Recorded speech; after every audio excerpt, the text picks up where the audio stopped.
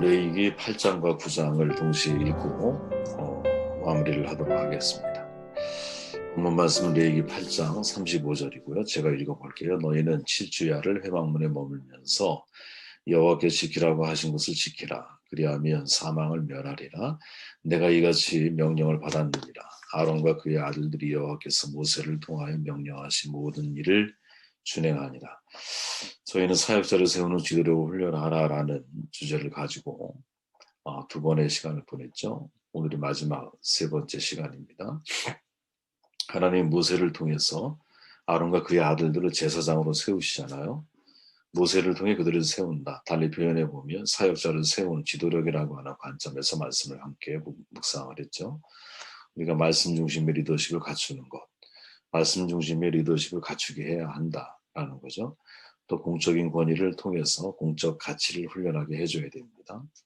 항상 사역자들은 우리 의식을 품고 살아갈 수 있도록 도와줘야 되는 것이고, 한 걸음 더 나아가서 사명을 만날 수 있도록 우리가 함께하는 분들을 인도해 줘야 할 필요가 있죠. 그리고 무엇보다 중요한 건 자기 희생의 리더십을 배우게 하는 것이다. 이렇게 말씀을 드렸습니다. 그리고 레위기 8장 오늘 35절은 이렇게 정돈하죠. 여호와께서 지키라고 하신 것을 지키라. 그리하면 사망을 면하리라.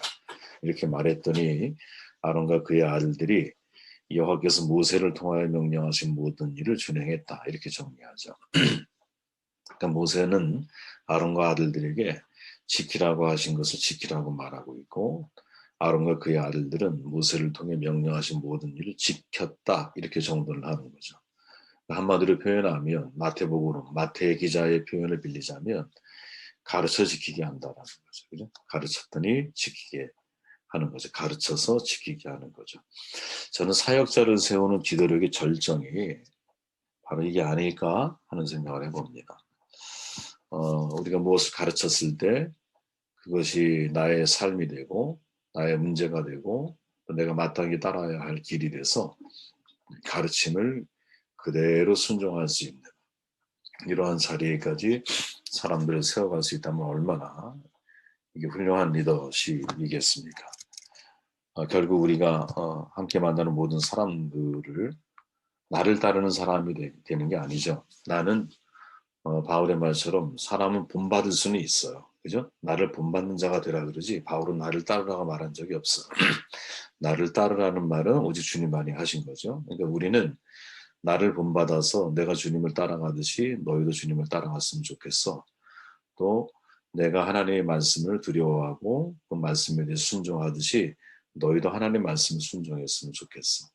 그리고 그것을 사람들이 행동에 옮길 수 있도록 도와주는 것. 이게 우리에게 있어 필요한 중요한 리더십이다라는 거죠. 말씀을 한번 읽어볼까? 35절 말씀을 제가 다시 읽어보면 여호와께서 지키라고 하신 것을 지키라. 그리하면 사망을 면하리라. 내가 이같이 명령을 받았다. 이렇게 말하죠. 그래서 아까 표현한 대로 가르쳐 지키게 하는 거죠. 달리 표현해보면 말씀 순종하는 것을 훈련시켜줘야 한다는 거죠. 모세는 아론과 그의 아들들에게 하나님이 지키라고 하신 걸 지키라고 명령하죠. 그래야 사망을 면할 수 있어 이렇게 경고합니다. 아론은 모세의 명령을 그대로 준행하죠. 여러분 복음서를 보면 복음서 마태, 마가, 누가, 요한이죠. 일정한 규칙을 가지고 있어요. 복음서는 이게 뭐냐? 교회에서 세상으로 확장이라고 하는 규칙이에요. 그러니까 출발은 내부를 지향하지만 시간이 지나면서 세상으로 확장되어진다라는 규칙을 가지고 있거든요. 예를 들어서 마태복음을 가리켜서 보통 교육과 양육의 공동체다. 마가복음은 봉사와 섬김의 공동체다. 누가복음은 전도와 사도행전으로 연결되어지면서 선교 공동체다. 또 요한복음 예배와 영성 공동체다라고 보통 신학자들이 불러요. 봉사는 교회 안에서 하는 거잖아요. 섬김은 세상을 지향하는 거거든요. 전도는 교회를 지향하잖아요. 선교는 세상 밖으로 나아가는 거잖아요. 그죠? 예배는 교회를 중심으로 이루어지잖아요. 그러나 영성은 세상 속에서 그리스도인으로서의 삶을 지향해 나아가는 거거든요. 그러니까 교회 안에 모든 부서 여러분 예배부, 전도부, 선교부 여러 가지 부서가 있잖아요. 그냥 만들어진 게 아니라 사실은 복음서에 있는 이 두 세트씩 네 가지의 중요한 교회의 기둥들을 확장해 놓은 거예요. 그거를 명칭으로 만든 겁니다. 사람들은 뭐 그것을 잘 인식하고 있지 못한다 할지라도 이 모든 것들은 복음서에 뿌리를 두고 있는 거예요. 왜? 복음서 교회는 이 교회의 모델이거든요. 마태복음은 마태교회, 마가는 마가교회, 각 교회 공동체를 가리켜요. 그 교회 공동체가 가지고 있는 특성이 바로 그런 특성을 가지고 있다라는 것이죠. 근데 그 출발은 교회에서 어떻게 세상으로 확장되어져 가고 있다라는 거예요. 그러니까 마태복음의 마지막 구절이 뭐냐면 마태복음 28장 20절에 보면 이렇게 말하죠. 내가 너에게 분부한 모든 것을 가르쳐 지키게 하라. 볼지어다 내가 세상 끝날까지 너희와 항상 함께 있으리라 하시니라. 가르쳐 지키게 하는 것이라는 거죠. 그죠? 이게 마태의 아주 중요한 초점이었어요. 왜? 교육과 양육의 공동체였기 때문에 그래요. 개인적으로 교육은 가르침이라고 저는 생각을 하고 양육은 지키게 하는 것으로 구분하거든요. 그러니까 가르침은 교회에서 이루어진다면 지키는 것은 세상 속에서 감당해야 할 몫인 거죠. 우리가 아는 것을 세상에 실천해가는 사람들이 바로 그리스도인인 거예요. 배운 모든 것들은 실천되지 않으면 지식에 불과하잖아요. 그죠? 신약에서 교육이라는 말은 한 번 나와요. 양육은 7번 나와요. 그러니까 교육과 양육이라는 단어는 계시록에서 2번 사용한 것을 빼놓고 나면 모두 다 바울이라고 하는 사람이 사용을 하는데 바울이 디모데서에서 이렇게 말해요. 모든 성경은 하나님의 감동으로 된 것으로 교훈과 책망과 바르게 함과 의로 교육하기 유익하니 이는 하나님의 사람으로 온전하게 하며 모든 선한 일을 행할 능력을 갖추게 하려 함이라. 바울이 말하는 교육, 성경을 가르치는 것을 말하지만 그 목적은 가르침 자체에 있는 것이 아닌 것 같아요. 목적이 뭐냐? 하나님의 사람으로 온전하게 하고 모든 선한 일을 행할 능력을 갖추게 하기 위함이죠. 다시 말하면 가르침, 머리를 배우는 것도 대단히 중요하지만 그 가르침대로 살아가는 삶을 더욱 강조하고 있는 거죠. 교육에서 양육으로의 발전을 요구하고 있는 거예요. 그러니까 교회가 어떤 곳이냐? 응당 가르쳐 지키게 하는 곳이라는 거죠. 지식을 삶으로 변화시키는 공동체예요. 제임스 페파라고 하는 사람이 쓴 책을 여러분들 꼭 읽어보라 그랬잖아요. 왜 지식경영에 사람들이 실패했느냐? knowing, doing, get이라고 하는 아주 간단한 단어로 표현을 해요.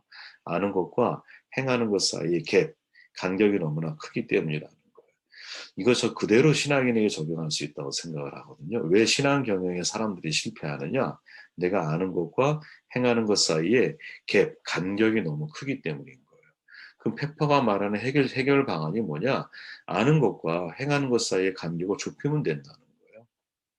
당신이 아는 게 많은 게 중요한 게 아니라 당신이 알고 있는 그거를 하나라도 행동으로 옮기게 되면 당신은 지식 경영에 성공할 수 있습니다. 이 말을 우리에게 해주고 있는 거거든요. 저는 신앙도 마찬가지라고 보는 거예요. 내가 알고 있는 것이 얼마나 많은가가 중요한 게 아니라 내가 알고 있는 단 하나라도 그것을 내 삶 가운데 실천하면서 왜 하나님의 성육신 말이 말씀이 되셨는지 그 하나님의 말씀을 어떻게 사실되게 만들어 가고 계시는지를 우리가 직접적으로 경험할 때 하나님 말씀을 지키는 것에 대한 탄력이 우리에게 생기는 거거든요. 근데 이 과정을 거치지 않으면 말씀은 내가 머릿속에 있는 거지 내 삶으로 이 삶으로 배워가는 게 기뻐야 되는데 이 삶으로 배워가는 기쁨을 여러분들이 경험할 수가 없는 거예요. 모세의 말을 들은 아론 그의 아들들은 모세를 통해서 명령하신 모든 일을 준행했다 이렇게 말하죠. 들은 것을 그대로 준행을 하죠. 여러분 말씀 준행하는 것이 습관이 되게 해야 하거든요. 그것이 인격이 되기 때문에 그래요. 제가 어제 말씀드렸잖아요. 설교 중에 아리스토텔레스의 말처럼 설득의 힘, 설득력은 뭐냐? 에토스가 제일 중요한 거예요. 에토스. 뭐 에토스는 뭐냐? 인격과 진정성을 말하는 거거든요. 그러니까 인격이 어디서 생겨? 습관에서 생기는 거예요. 그러니까 좋은 습관이 좋은 인격을 만드는 거거든요. 그러니까 성경이 말하는 가장 나쁜 습관은 뭐냐? 하나님의 말씀을 가볍게 여기는 것, 말씀을 청종하는 것을 거부하는 것, 이게 여호야김의 모습이었다라는 거죠. 내가 어려서부터 내 목소리를 청종하지 아니함이 너의 습관이다. 사울왕의 습관이 뭡니까? 말씀을 부분적으로 순종하는 거거든요. 이게 이제 굉장히 무서운 습관이고 이러한 습관을 가지고 있는 사람들의 말로는 거의 다 비슷해요. 그죠? 그들이 하나님 앞에 버림받는 게 아니죠. 내가 말씀을 버림으로 내가 하나님을 버린 거죠. 하나님을 외면하면 하나님을 다시 만나려면 지구 한 바퀴를 돌아야 되잖아요, 여러분. 인생에는 항상 그런 거예요.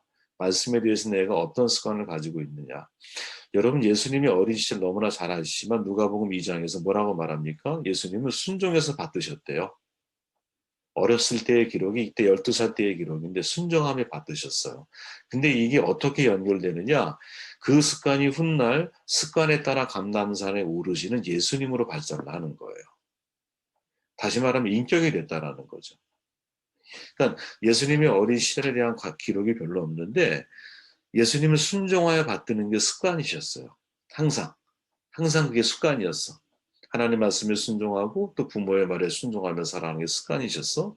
그런데 이 습관이 훗날 어떻게 변하느냐? 습관을 따라 감람산에 올라가시고 습관에 따라서 하나님 앞에 나아가는 사람 모습으로 변화되는 거죠. 이게 인격이라는 거예요.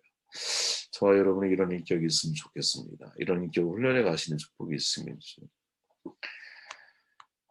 자, 9장 5절 6절을 제가 또 읽어보면 눈 따가 보세요. 그들이 모세가 명령한 모든 것을 회막 앞으로 가져오고 온 회중이 나와 여호와 앞에 선지라. 모세가 이르되 이는 여호와께서 너희에게 하라고 명령하신 것이니 여호와의 영광이 너희에게 나타나리라. 아멘. 지켜야 할 것을 가르치라는 것. 지켜야 할 것을. 말씀 자체의 권위를 신뢰하라라는 부제를 제가 한번 달아봤습니다. 모세 아론과 그의 아들들에게 지켜야 할 것이 무엇인지를 정확하게 알려주죠. 나아가 온 회중도 다 불러요. 하나님께서 명령하신 것이 무엇인지를 다 전달을 해줘요. 그거는 모세의 명령이 아니에요. 하나님의 명령이에요. 그 명령을 지키면 아론과 그 아들들은 사망을 면할 것이고 불행하게도 10장에 가면 그 명령을 어기잖아요. 나답과 아비후가 사망을 경험하게 돼요. 참 불행한 일이죠. 온 회중들은 여호와의 영광을 보게 될 거다라고 모세가 선언해주고 있습니다. 즉 말씀 순종의 결과를 경험하게 될 거야라고 강조를 하고 있죠. 8장과 9장 전체를 통해서 모세는 아론과 그의 아들들뿐 아니라 이스라엘 온 회중이 배워야 할 것, 그들에게 가르쳐야 할 것을 정확하게 가르쳐주고 있어. 교육이라는 말 자체가 가르침과 훈육이 합성된 단어잖아요. 그러니까 teaching 속에 disciple, 훈련시킨다는 내용이 함께 들어있다는 거예요. 그것을 모세는 정확하게 아론과 그의 아들들에게 또한 동시에 온 회중들에게 그것을 전달해주고 있다는 거죠. 근데 문제는 뭐냐면 제가 이제 던졌던 문제가 뭐냐면 그런 거예요. 그래, 가르치는 거 좋아. 근데 항상 오늘날 우리 시대의 정말 문제는 뭐냐면 가르치는 자와 그 가르치는 사람의 인격과 그의 가르침 사이에 갭 사이에서 벌어지는 딜레마거든요. 이해가 되십니까? 뭐 예를 들어 유명한 종교인들이 불미스러운 비하인드 스토리가 드러나면서 그가 전한 메시지를 통해서 우리가 전에 감동도 받고 은혜도 받았는데 그분의 비리가 드러나게 되니까 더 이상 그게 은혜가 안 돼. 그죠? 더 이상 그분의 말을 신뢰할 수가 없어. 이런 경험 여러분도 혹시 해보지 않으셨습니까? 저는 뭐 너무나 많이 해봤기 때문에. 네. 사역자의 인격과 가르침 사이에 대한 의미거든요. 모세를 예를 든다면 모세가 예를 들어서 구스여인을 취했잖아요. 훗날. 그 취했다라는 것 자체에 대해서 사실은 이방 여인이기 때문에 문제를 건 형제들이 있었잖아요. 그죠? 근데 예를 들어 그런 상황이 되었을 때 그런 인격적인 문제에 대해서 어떤 장애가 될 만한 사건을 설교자나 혹은 사역자가 가지고 있을 때 그가 선포하는 말씀, 그가 가르치는 가르침이 사람들에게 더 이상 전달이 안 되고 받아들여지지 않는 상황을 만나게 된 때가 오늘날 너무나 많다는 거죠. 그죠? 너무나 많다는 거야. 설교자가 좋은 인격을 갖는 건 정말 중요한 일이죠. 근데 그 인격이 어느 정도 준비되어야 하는지를 판단하기가 너무나 쉽지가 않아요. 과연 설교자의 인격 좋다 혹은 나쁘다라고 누가 규정할 수 있을까? 설교자 본인인가? 아니면 듣는 청중인가? 만약 청중이라면 청중은 설교자의 인격을 정확하게 판단하고 평가할 수 있는가? 훌륭한 설교자, 훌륭한 목회자가 정말 전국적인 인기를 얻고요. 대형교회를 일구었는데 나중에 내적으로 심각한 문제가 발생을 했어요. 비리가 드러나요. 그러니까 청중들은 별다른 문제가 없었거든요. 그 비리가 드러나기 전까지. 그죠? 그러니까 결국 설교자라고 하는 것은 자신의 어떠함을 가지고 설교단에 서는 것이 아니라 하나님의 부르심에 의지하고 진리가 되는 말씀을 의지해서 서는 거거든요. 설교자의 어떠함을 궁극적으로 판단하는 것은 하나님이시기 때문에 그렇죠. 왜 하나님께서 그런 사람을 사용하시는가라는 질문은 방향이 잘못된 질문일 수 있다라는 거예요. 이 질문을 던지기 전에 하나님의 말씀은 그 자체로 권위를 가지고 있다는 사실을 우리가 먼저 이해하고 받아들일 필요가 있다는 거지. 굉장히 중요한 문제입니다, 여러분. 이거. 대신대학의 이승우 박사가 같은 질문을 던졌어요. 그는 이렇게 말을 해요. 눈으로 한번 따라와 보세요. 설교가 하나님의 말씀으로 전해지는 것은 설교자가 어떠하기 때문이 아니라 설교자가 하나님의 말씀을 전하기 때문인 거거든요. 네. 설교자의 능력이나 인격이 성경 말씀의 권위를 대체할 수 없다라는 거예요. 뿐만 아니라 하나님은 자신의 뜻에 따라 부족하고 약한 설교자도 사용을 하세요. 대표적인 예가 요나예요. 그는 원하지 않았어요. 이런 역사는 요나의 어떠함에 의지되는 것이 아니라 전적인 하나님의 뜻과 주권에 달려 있는 거예요. 마찬가지로 설교에서 가장 중요한 것은 하나님의 뜻과 설교자가 전하는 메시지 그 자체에 담겨 있다는 거예요. 그러니까 설교의 권위는 설교자에게서 나오는 것이 아니라 하나님의 말씀의 권위에서 나오는 거거든요. 그는 말해요. 설교자의 어떠함도 중요하지만 궁극적으로 설교의 결과는 인간의 반응이나 설교자에게 달려있는 것이 아니라 하나님께 달려 있습니다. 이거를 훨씬 더 일단 중요하게 받아들여진다. 이승우 박사가 인격이 뭐 중요하지 않다 이거를 말하는 게 아니에요, 여러분.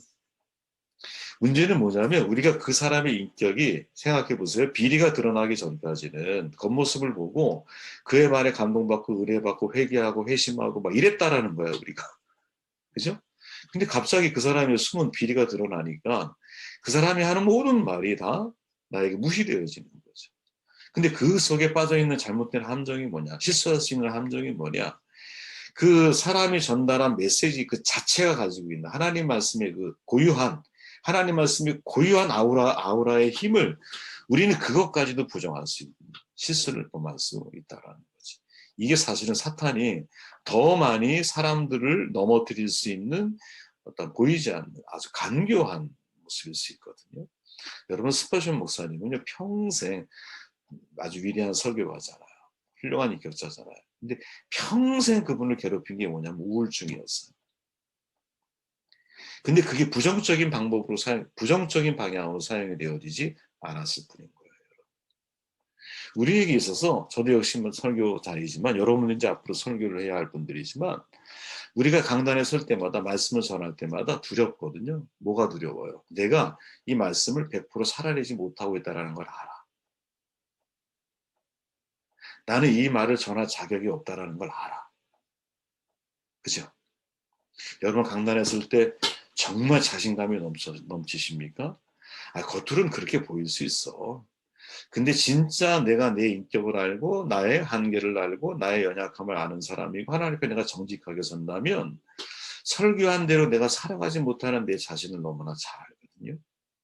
그러면 벌써 사탄의 음성이라고 생각하는데 야 네가 무슨 자격으로 다 말씀을 전해? 이런 생각이 훅 들어오거든요. 진짜 내려가고 싶어요. 마이크 내려놓고 싶고요. 말씀 전하고 싶지 않은 데도 많아요.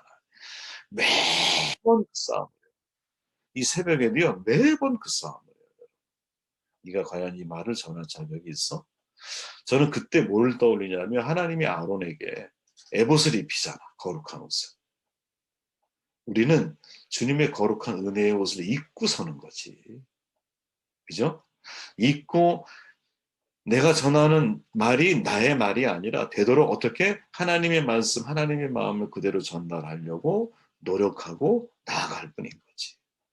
그 말씀을 100% 내가 잘 지키고 있기 때문에 제가 볼 땐 그 자체가 교만이고 오히려 그런 마음에서 전달되어지는 말씀은 오히려 하나님이 사람을 이렇게 움직이시고 변화의 동력으로 하나님이 역사하시지 오히려 더 그것을 가리는 역할을 하게 되지 않을까? 그래서 여러분 진짜 부탁을 드리는 건 그거예요. 모세가 말한 걸 아론과 그의 아들들이 다 준행을 했어. 그런데 이게 모세의 권위가 아니라는 거야. 모세가 말하잖아. 야, 나는 인격적으로 부족할 수 있어. 물론 그런 표현을 안 쓰지만 모세의 과거의 삶을 돌아보면 모세 스스로 그런 마음을 가지고 있을 확률이 높다라는 거죠. 그러니까 모세는 여기서 전제가 뭐냐? 하나님이 나에게 명령하셨다. 이렇게 말하는 거야. 그리고 하나님의 명령을 그대로 누구에게? 너희들에게 전달을 한다는 거지. 이게 항상 우리가 잊어버리지 말아야 할 사역자와 설교자가 갖추어야 할 내적인 신앙 고백이라고 생각을 합니다. 훌륭한 목회자의 비리를 들었을 때 여러분, 그분들이 한 말까지도 부정하면 안 돼요, 여러분. 그건 정말 사탄이 좋아하는 생각입니다. 그분이 한 말은 그분의 말이 아니라고 이해를 해야 돼요. 하나님의 순수한 고유한 말씀의 권위를 여러분 그것까지도 사람의 모습 때문에 자꾸 우리가 이렇게 왜곡된 시선으로 바라보게 된다면 오히려 그것이 여러분들의 영혼을 피폐하게 만들 수 있다. 절대로 여러분 그 사실을 잊지 않기를 바랍니다. 마지막 9장 7절 말씀을 읽고 제가 정리할게요. 모세가 또 아론에게 이르되 너는 제단에 나아가 내 속죄제와 내 번제 너의 속죄제와 너의 번제를 드려서 너를 위해서 속죄를 해야 돼 이렇게 말을 해요.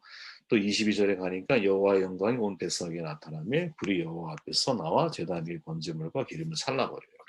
중요한 장면입니다. 하나님께서 모세와 아론을 부르신 이후부터 출애굽의 모든 과정에 반복되는 패턴이 있어요. 여러분 그거는 여호와께서 모세에게 말씀하시고 모세가 아론에게 이르고 아론이 백성에게 말을 해요. 그런데 이게 어느 순간 깨져요. 패턴이. 언제 깨지느냐? 금송아지를 아론이 금송아지를 만드는 이후부터 이게 깨져요. 근데 지금 여기에서 다시 이것을 회복하시는 장면이 시작이 되는 거예요. 이해되세요? 전의 패턴은 여호와가 모세가 아론, 아론이 백성에게. 근데 이 패턴이 깨졌어. 언제? 아론이 금송아지를 만든 이후부터. 근데 이 패턴이 어디에서? 대제사장 위임식에서부터 다시 하나님이 회복시키세요. 그런데 전제가 있어요. 이게 뭐예요? 하나님 모세를 통해 아론, 너가 먼저 속죄제와 번제를 드려야 돼. 이렇게 말하는 거야. 이게 무슨 말이냐? 하나님이 다시 기회를 주신다는 거지. 그죠? 근데 그 기회를 어떻게? 속죄제를 통해서 다시 기회를 회복시켜주고 계신다는 거지. 그러니까 여러분이 신앙에 실패할 수 있거든요. 인생에 실패할 수 있어요. 그런데 항상 하나님은 우리에게 기회를 주시기 원하는 분이에요. 근데 그 기회를 열어주시는 하나님의 제기의 방법이 뭐냐? 그건 나의 속죄인 거야.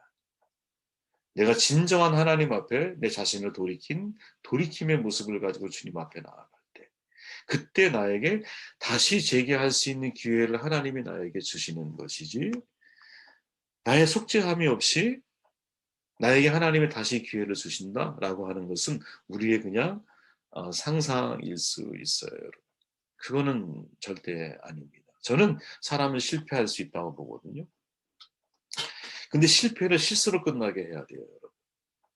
실패가 인생을 실패하게 만들면 안 되거든요. 한 번의 실패가 인생 실패로 연결되어지면 안 돼요. 절대 그런 일을 우리가 경험하면 안 됩니다. 실패를 실패로 끝나지 않게 만드는 좋은 방법은 실패 이후에 나의 태도에 달려 있어요. 내 태도가 어떻게 전환되느냐. 실패에 대해서 변명하려고 하지 마세요. 숨기려고 하지도 마세요. 아담과 하와처럼 나무 뒤에 숨으려고 하지도 말고 책임 전가를 하려고 하지도 마세요. 그냥 정직하게 하나님 앞에 속죄의 모습으로 나아가세요. 여러분 인생은요, 생각해 보세요. 넘어지지 않고 자전거를 배울 수 있는 방법이 있습니까? 없습니다. 모든 사람은 각자 인생 코스가 있는 거거든요. 여러분의 인생은 여러분들이 고유하게 나에게 주어져 있는 길로 가는 거예요, 여러분. 여러분은 제 인생을 따라오는 게 아니에요. 하나님이 여러분들에게 주신 인생 코스를 가는 거예요.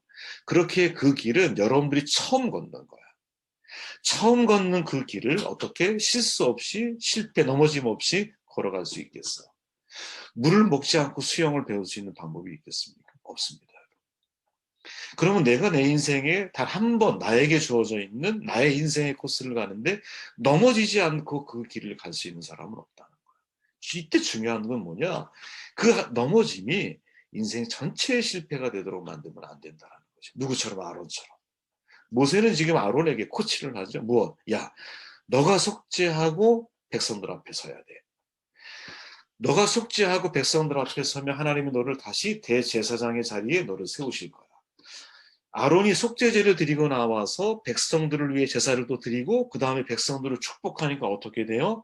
22절 이하에 보니까 여호와의 영광이 온 백성에게 나타나고 불이 여호와 앞에서 나와 제단 위의 번제물과 기름을 살라버리잖아요. 무슨 말이에요? 하나님이 아론을 다시 그에게 원래 원하셨던 사명의 자리에 그를 세우신다라는 거지. 그의 축복이 백성들에게 복이 되게 만들고 계신다라는 거지. 재기에 성공한 거예요. 여러분, 이 은혜가 우리 모두에게 있기를 바랍니다. 오늘 말씀 세 가지로 제가 말씀을 드렸는데요. 어떤 게 여러분들의 마음에 남을지는 잘 모르겠지만 가르쳐 지키게 하는 자리까지가 이게 사역자를 세우는 지도력의 중요한 핵심이다라는 것. 그리고 마지막 드렸던 말씀처럼 우리 인생에 실패를 할 수 있어요. 그러나 현명하게 실패해야 돼요. 실패가 인생 실패로 연결되어지면 안 됩니다. 그러려면 나의 실패를 붙들고 하나님 앞에 나아가세요. 그리고 나의 실패를 딛고 오히려 하나님이 나를 성공의 자리에, 그렇죠? 성장할 수 있는 자리에 나를 인도해 줄 수 있도록 여러분들의 삶을 주님 앞에 의탁하는 이런 지혜가 저와 여러분들의 삶 가운데 있기를 바랍니다.